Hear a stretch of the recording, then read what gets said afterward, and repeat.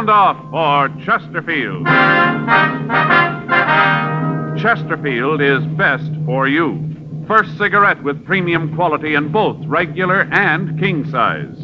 Chesterfield brings you Dragnet.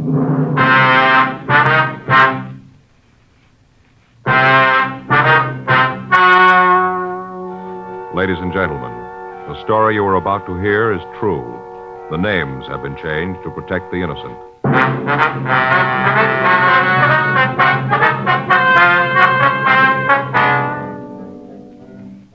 You're a detective sergeant. You're assigned a robbery detail. A pair of hold-up men have been staging a series of robberies in your city. You have their description. You know their method of operation. Your job, get them.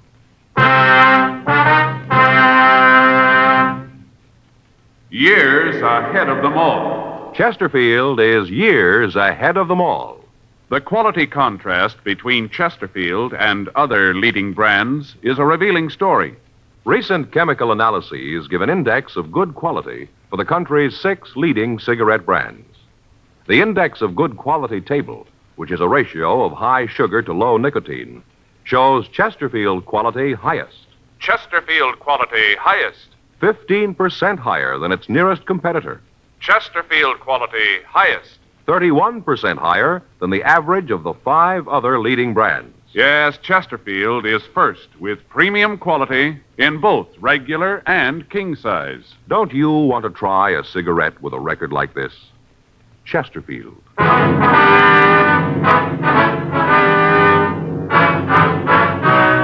Dragnet, the documented drama of an actual crime. For the next 30 minutes, in cooperation with the Los Angeles Police Department, you will travel step by step on the side of the law through an actual case transcribed from official police files. From beginning to end, from crime to punishment, Dragnet is the story of your police force in action. It was Tuesday, September 6th. It was warm in Los Angeles. We were working the day watch out of robbery detail. My partner's Frank Smith. The boss is Captain Didion. My name's Friday. I was on my way into the office, and it was 8:02 a.m. when I got to room 27A. Robbery. Joe, is that you? Yeah. Did you just get in? Yeah, a couple of minutes ago. The last run from the stats office come in yet? No, I called them. They said it'd be about 10. Hey, you look kind of beat. Yeah, I had a little trouble sleeping last night. Huh? Went over this thing. Someplace the guys must have made a mistake. I can't figure it. Yeah, I've been trying to figure an angle, too. Saw the skipper this morning. What'd he say about it? Nothing. Asked how we were doing. I told him we had a couple of things cooking. He didn't say anything. Guess he's getting plenty of heat from the front office. His pills are getting bigger. Stomach's giving him trouble again, I guess. Yeah, he had some this morning. Looked big enough for a horse. I never saw such big pills, Joe. He could hardly swallow them. Purple, too. Well, 11 jobs in 3 months. All the same M.O., all the same descriptions. None of them add up to anything we can make. Yeah. Skipper said he had a call from the insurance company that underwrote the jewelry store they hit last Thursday. Yeah? Said the guy was real nasty. Said if we couldn't clean it up, he was going to the police commission to get some action that way. Robbery Friday. Who? Oh, yeah, Rod. Yeah, sure, I remember. How's it going? That's good. What? Yeah. Yeah, I guess we can come right down. All right, sure. Okay, Rod, thanks. We'll be right there. You remember Rod Nealon, the guy we nailed for robbery 5 years ago? Nealon? Yeah, I know who you mean. He wants to see us, says he's got some information. Yeah? About the guys we're after.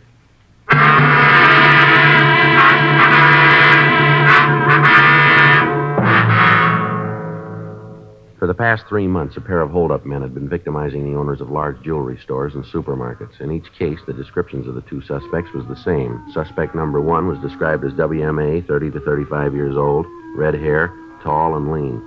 Suspect number 2 was described as WMA, 25 to 30 years old, 5'7", 120 pounds.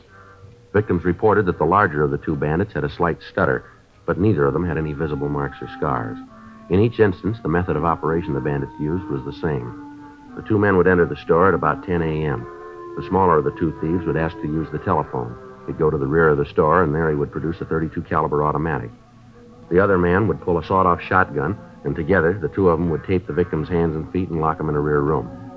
Then they'd rifle the safe and leave. None of the victims could tell us if the pair used a car. Everyone concerned had been shown mug books, but they were unable to make an identification. The MO had been run through the stats office, but after the possibles had been checked out, we had nothing. Communications had been gotten off to George Brereton up at CII, Sacramento, but they were unable to help us in making an identification. For 3 months, the hold-up men were able to hit where they wanted and when they wanted, and it seemed as if we were unable to stop them. All sources of information had been checked, but they netted us no new leads. 8:25 a.m., Frank and I drove over to see Rod Nealon. He worked in a small machine shop on South La Brea. He checked with the shop foreman and got permission to talk to us. He led us to a small lunch stand around the corner from the shop. We ordered a cup of coffee, and Rod told us why he'd called. I got to reading the papers, read about these holdups, and figured maybe I could give you guys a hand. We can use it, Rod. You guys were pretty nice to me when I got picked up. Sort of figure I owe you a favor. Well, what's the information you got, Rod? Well, I was in the bar the other night. Friday night, place down on 3rd, having a beer. Yeah. Well, I sat there for a little bit, chewing up a storm with a bartender, and these 2 guys come in. Got a girl with them. Uh-huh. Well, the 3 of them go over to a booth, sit down, and order drinks. I didn't pay much attention to them. It's none of my business. Yeah, go ahead. Well, when they put in their order, bartender and me got kind of laughing about it. Why is that? Well, the 2 guys ordered bourbon, but the girl ordered one of those weird mixed things, cream de menthe and cream de cocoa and chopped up ice. Real weird. Well, I looked over at her. Usually the only people who ordered things like that are young kids. I asked the bartender about it. Yeah. He said that's all the girl ever ordered. Said they came in all the time, steady customers. Well, what makes you think the other ones were after, Rod? Well, the way they looked and acted. 2 fellas were loaded with money, had a roll that'd choke a horse. Right then, I didn't think much about it. Figured maybe they were just trying to impress the girl, Mm-hmm. Didn't really think much about it then. On the way home, I stopped and picked up a morning paper. I read about the robberies. I noticed the descriptions you had on them. Fit the 2 guys in the bar to a T. Tall redhead, short dark fella. The big one even had that stutter. You got any names on these 2 fellas? No, I didn't hear anything. Not from them, anyway. I asked the bartender. He said the big one was called Chet and the little guy's named Vince. He didn't know much about them, just said they came in a lot and had a lot of money to spend. Any idea where they live? No, I don't think he knew. How about a car? Did you see one? No, like I said, I was there when they came in, and I left before they did. If I'd known what the bit was, I'd have stuck around and tried to get some more information for you. I didn't even figure it until I got home and saw the papers. You heard anything around about the 2 men? Not a thing. That's straight, too. I'm carrying a lunch bucket now. I got a job, and I keep my nose out of trouble. I had enough jail. I don't want any more of it. Well, that's good to hear, Rod. I learned. No more. It's tough to learn it that way, but I guess there ain't no other. Now, sir, I'm clean. I'm going to stay that way. Like I said, though, you guys were nice to me. You gave me a break. I want to help you out. Sort of say thanks. Yeah, Rod, and we appreciate it, too. You know that. Listen, anything I can do, I'm with you, fellas. Where is this bar? It's a place on 3rd called Tad's. It's a little joint. Yeah, we know it. Most of the guys come in are there for contact, trying to set something up. Mm-hmm. Well, that's just it, Rod. What do you mean? Well, I think that if Frank and I walk into the place, somebody will make us sure we're known there. We'll burn the place, lose the 2 men. I guess so. Well, you want me to hang around there? Keep you posted? Let you know what the guys are doing? Well, that's kind of up to you, Rod. They found out I was playing footsie with you. They'd nail me sure. You know that. Well, we'll give you all the help we can if you want to do it. It's going to be a little expensive sitting in there. Can't just sit without ordering something, Yeah. Well, here's $10. That ought to keep you going for a while. Yeah, it will for a while. What do you want me to find out? Well, get an address if you can. Find out where these guys work, what they do for a living, if they own a car. Get the license number if you can. Who the girl is, where she lives. Just as much as you can, Okay, how'll I get back to you? Well, we'll be around. You won't have to look far. I hope not. Those 2 guys get onto me. I got big trouble, Well, you don't have to do this if you don't want to, Rod. Well, I want to. You guys have helped me plenty of times. Maybe I can kind of pay you back this way. I know I don't have to do it, Joe. It was my idea. It's okay by me if you guys will stay close. We will, Rod. Well, let's put it this way. You guys just stay close by. I'm 37. I got 28 years to go. Yeah. I want to be around for that Social Security.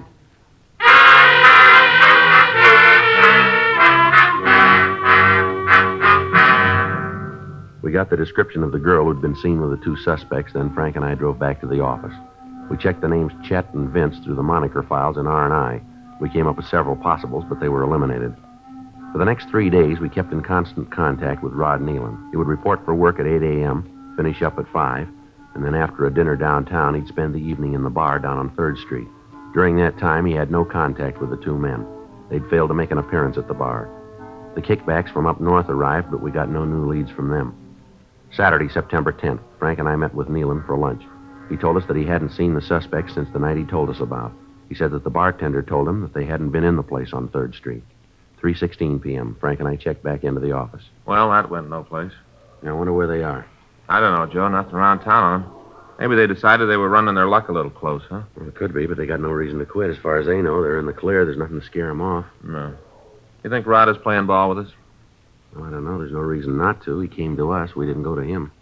Guess he learned his lesson. Takes a lot of nerve to do what he's doing. Glad to see he's playing it straight, though. Yeah. You want to check the book? Yeah. Anything there? No, nothing. This call from Faye wants me to call her before I leave the office. There are a couple of teletypes here. Joe, Yeah. here's our answer. What? Teletype from San Francisco. Jewelry store was heisted for $150,000. Yeah. 2 men, one with a sawed-off shotgun.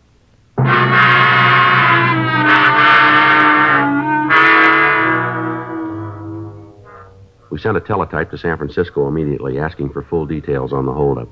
The answer gave the M.O. that the 2 thieves had used and their descriptions. In every detail, the operation matched that of the 2 men we were looking for. We put in a call to Rod Nealon, but we found that he hadn't reported for work that day. Frank and I drove out to his apartment, but his landlady told us that she hadn't seen him since the day before. Frank and I checked the places where he ate and where he spent his time when he wasn't working. None of his friends had seen him. We spent the next 2 days looking for him. From a bartender on 7th, we heard that Rod had been in the place on Sunday the night before, and at that time he'd been pretty drunk. The bartender said that he appeared frightened and nervous. Monday, September 12th, 5:30 p.m. Frank and I checked into the office to sign out for the day. I'll sign us out. All right, I'll check the box. I got it. Robbery, Friday. Yeah. Well, where you been? We've been looking all over for you. We thought something had happened. What? When? Yeah. Well, take it easy, Rod. Yeah, we'll get to you. Yeah, what model? You got the license number? Just a minute. All right, go ahead. 2N3-9291. Yeah. Okay, yeah. We'll see you there. All right, be careful. Rod? Yeah. Says he's been trying to get a hold of us all day. Says he didn't want to leave his name. 2 suspects are back in town. Rod says they got a bankroll like Fort Knox, sporting a new car. He got the number. Better check it right away. Where's he been? Well, he said he was worried. He's been trying to stay out of sight. Said we better get the guys fast. Yeah. He thinks they're onto him.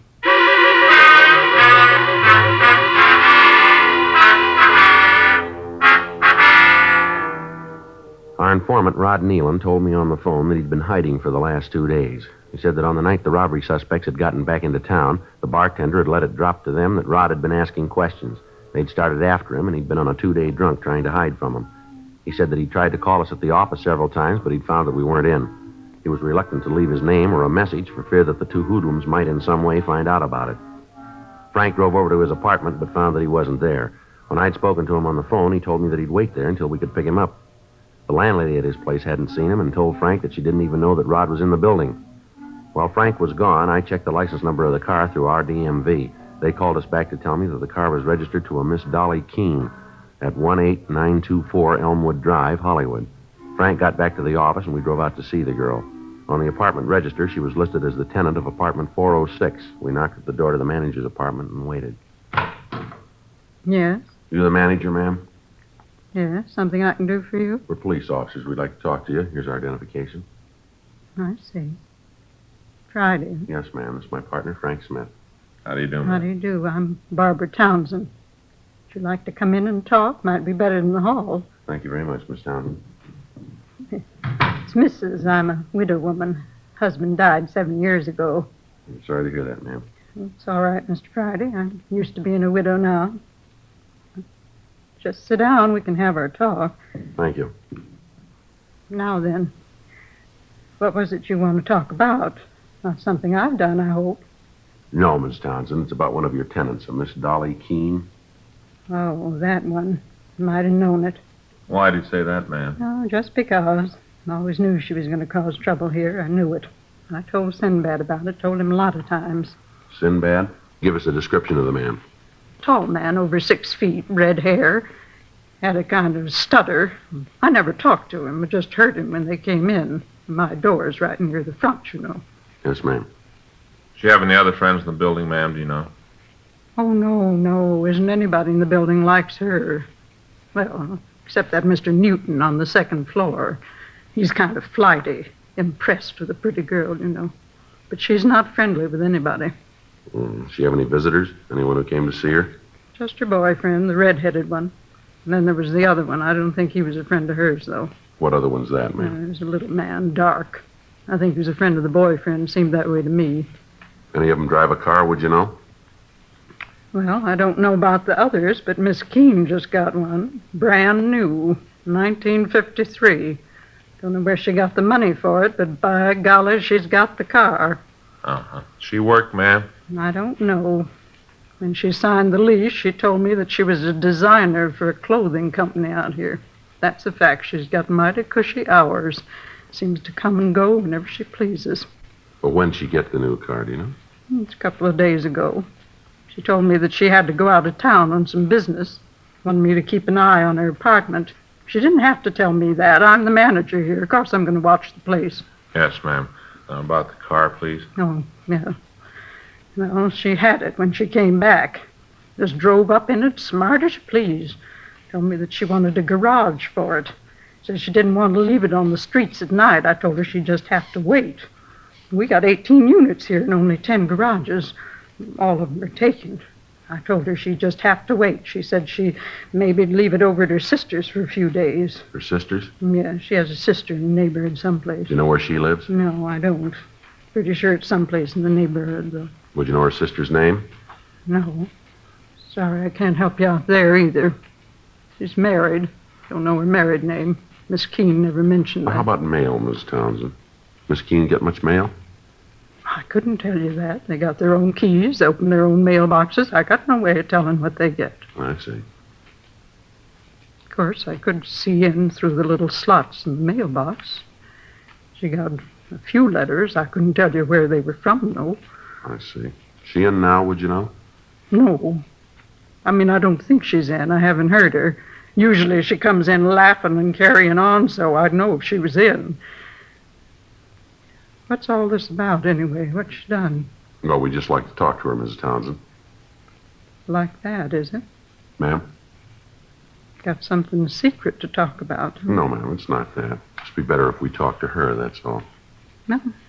Well, I hope you get the chance to. Beg pardon? Well, last time I saw her, she talked about leaving town.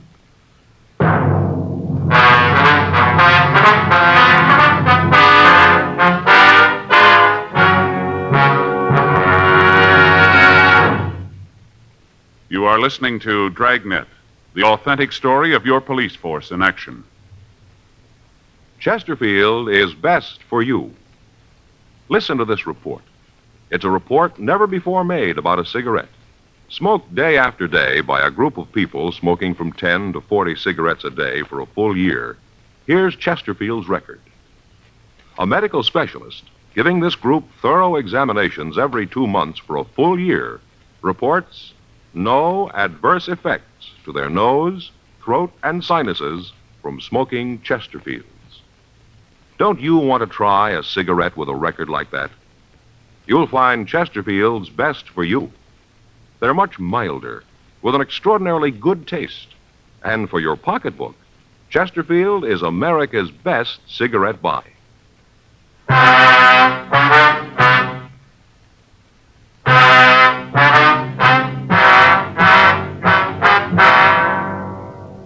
In the company of the manager, Frank and I went through the girl's apartment. In the closets, we found clothing that indicated that she'd returned to the place. We called the office and told them that we were setting up a stakeout on the building.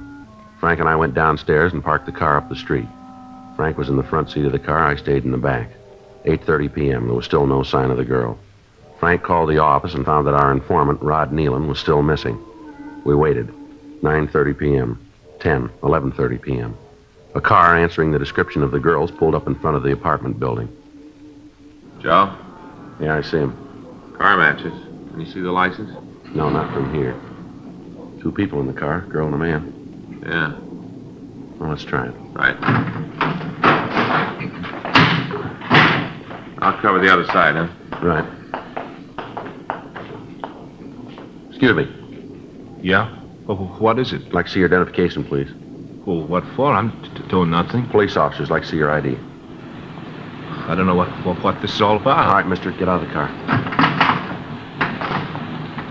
I don't know what you guys are trying to prove with all this. Getting so a guy can't take his girl out anymore without cops rousting him. Looks like the other one in the car that just pulled up. Yeah. Finch, get out of here. It's the cops. I'll get him, Joe. All right, get your hands in back of it. Lousy cops, you'll never get him. Stand still. You'll never get him. He's probably got your partner by All now. right, get back in the car. What's going on, Chet? Lousy cops, they think they got us. Vince is a good shot. All right, give me those ignition keys, lady. What for? Give them to me.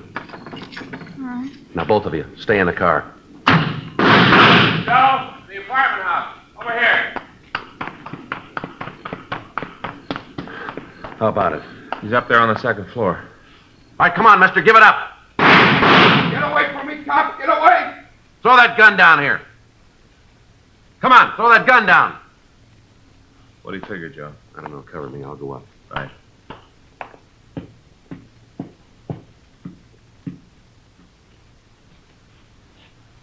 How about it? I don't see him. Stop it! Don't shoot! I give up! I give up! Don't shoot anymore, please! All right, mister, throw that gun out here. Come on. Throw it out here. All right! There it is, you got it. Now give me a break. I got it, Joe. All right, come on, put your hands against that wall. I'm hurt. He shot me. Now leave me alone. I'm hurt. Did you see that? I'll shake him. He's clean. Call a doctor. Huh? Give me a doctor. I'll bleed to death if you don't give me a doctor. You're not hurt that bad. Now, come on, let's go. I'll give you a hand. Come on.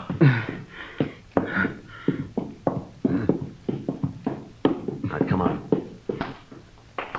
What's all the shooting about? Oh, shot him, huh? Yes, ma'am. I better call Georgia Street, Frank. Get the other ones in the car. Yeah, I'll stay here with this one. Frank? What's the matter? Something wrong? Yeah, I gotta get out of broadcast. They're gone.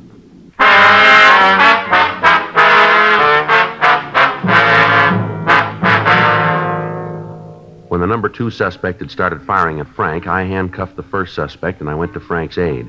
On returning to the car, we found that both suspects had escaped. The man was still handcuffed, so moving around would be difficult for him. A broadcast was gotten out to all units in the area on the 2 escaped suspects. The car they'd driven was still parked out in front of the apartment. An ambulance arrived and removed the wounded suspect to the county hospital. Before he was taken away, he gave us the names of his 2 accomplices, Chester Rayburn and Dolly Keene. We called the office and told them what had happened. Additional teams of men were sent out to help us canvass the area. Frank and I went through the personal effects of Dolly Keene. In a desk drawer, we found a telephone book, and one of the numbers in the book bore the name Sis. It gave a telephone number and an address 3 blocks from the apartment house. We got in touch with Captain Didion and informed him of the developments. Additional men from Metro Division were sent out to cover the address listed in the telephone book. Captain Didion also told us that our informant, Rod Nealon, had been found in a rooming house on 3rd Street where he'd been hiding since the 2 bandits had gotten back into town. He was placed in protective custody. Frank and I went over to the sister's apartment. Yeah, what do you want? Police officers. You Patricia Saxon? Yeah, so what? Want to look at your apartment? What for? There's nothing here means anything to you. Sister been here tonight? No. Haven't seen her last couple of days. Anyone here with you? No. We're going to have to look. Yeah, maybe I don't want you to. That's tough, lady. All right, let's shake it down, Frank. Yeah. There's no one here. Isn't anybody with me? Closet in the bedroom. Yeah. Better stay away from there. He's got a shotgun. Cover that side, Frank. Yeah.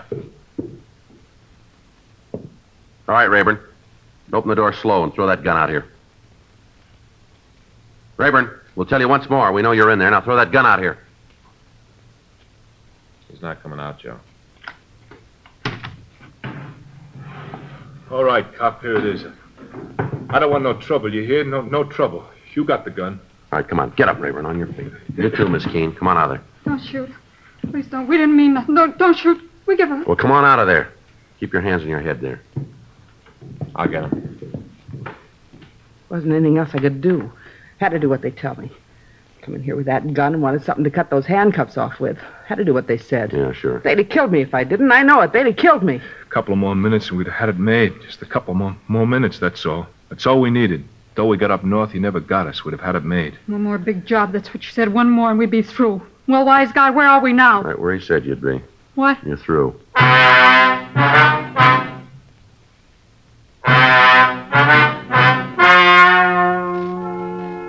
story you've just heard was true.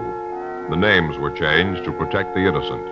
On January 18th, trial was held in Department 87, Superior Court of the State of California, in and for the County of Los Angeles. In a moment, the results of that trial. Now, here is our star, Jack Webb. Thank you, George Fenneman. Did you know that Chesterfield shows up year after year as first choice of young America? Now, that's based on a survey made in 274 colleges and universities. The reason is we're first with premium quality in both regular and king size. Chesterfield. It's a good, mild smoke with a wonderful taste.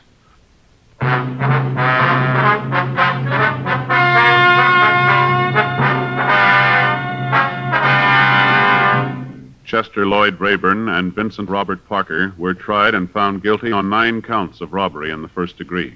They were sentenced to the state penitentiary for the term prescribed by law.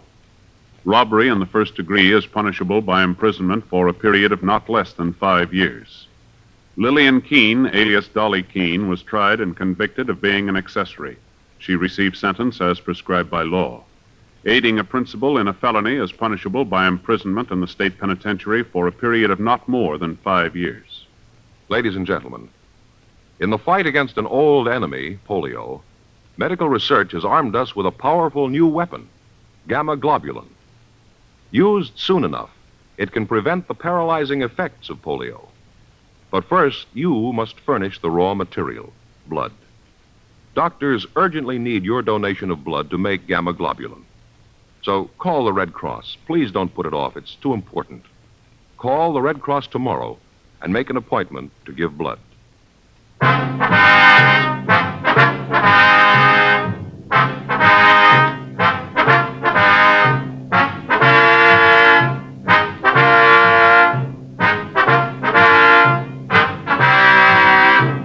Just heard Dragnet, a series of authentic cases from official files. Technical advice comes from the Office of Chief of Police W.H. Parker, Los Angeles Police Department. Technical advisors Captain Jack Donahoe, Sergeant Marty Wynn, Sergeant Vance Brasher. Heard tonight were Ben Alexander, Peggy Weber, Peter Leeds. Script by John Robinson. Music by Walter Schumann. Hal Gibney speaking.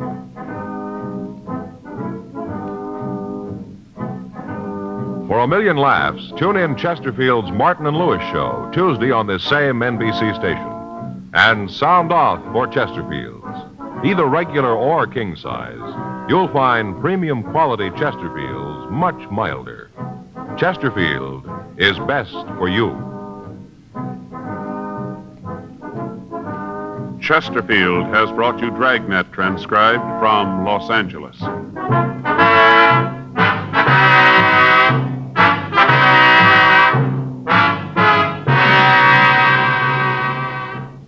Now, new Fatima has the tip for your lips. Fatima tips of perfect cork. King size for natural filtering. Fatima quality for a much better flavor and aroma. So remember, new Fatima has the tip for your lips. Fatima. See how smooth they are. Remember, Fatima is made by the makers of Chesterfield, Liggett and Myers, one of tobacco's most respected names.